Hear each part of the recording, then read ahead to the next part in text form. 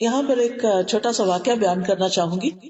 کہ ایک government officer تھا، اس کی ٹرانسفر ہوئی لاہور سے کراچی، تو ریل کار سے اس کو جانا تھا، تو اسٹیشن پہنچا، ٹکٹ خریدا،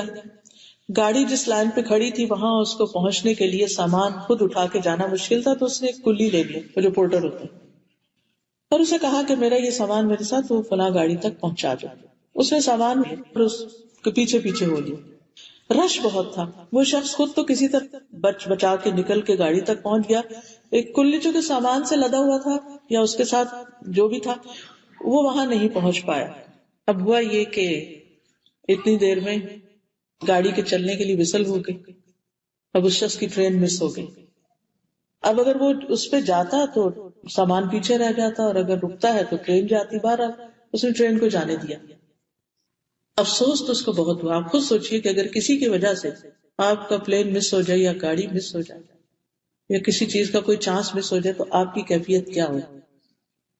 اس غصے کو یاد کر لیجیے۔ بہرحال اس شخص کو غصہ تو بہت ہوا، بہت غصہ آیا۔ اب ہوا یہ کہ جب گاڑی چلی گئی تو لوگ بھی چھٹ گئے، تو وہ بیچارہ پسینے سے شرابور کلی جو تھا وہ وہاں پہنچ گیا، اور اس کے چہرے پر نہایت افسوس اور شرمندگی کے آثار تھے۔ وہ کہنے لگا مجھے معاف کر دیں، میں نے وقت پہ پہنچنے کی بہت کوشش کی لیکن بھیڑ زیادہ ہونے کی وجہ سے میں نہیں پہنچ سکا۔ اب یہ صاحب غصے میں تو بہت تھے، لیکن سوچنے لگے کہ گاڑی تو ویسے ہی چلی گئی، مس ہو گئی، اب اگر میں کلی کو قتل بھی کر دوں تو گاڑی واپس نہیں آئے گی، میں جا تو سکتا نہیں، لہذا غصہ ہونے کا تو کوئی فائدہ نہیں، کوئی بات نہیں، اللہ کو ایسے ہی منظور تھا، ایسے ہی ہونا تھا، اور اللہ کی مرضی کے آگے انسان کیا کر سکتا ہے، چلو آج نہیں کل چلا جاؤں گا۔